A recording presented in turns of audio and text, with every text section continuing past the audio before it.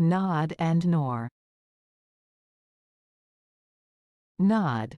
Nod means to lower and raise your head quickly, especially to show agreement, acknowledgment, or to indicate sleepiness. Examples: she nodded in agreement when he asked if she wanted more tea. The student kept nodding off during the boring lecture. Nor.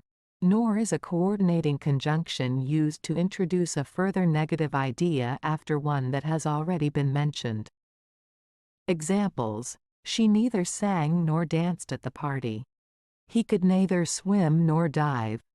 Differences: nod is a verb that describes a physical action, while nor is a conjunction used to connect two negative ideas. Nod is related to body movement or actions, while nor is related to coordinating negative elements in a sentence.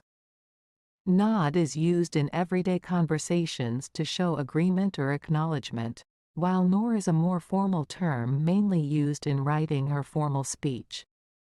Overall, while nod and nor are spelled similarly, they have vastly different meanings and functions in the English language. It is important to understand the specific contexts in which each word is used to avoid confusion and communicate effectively.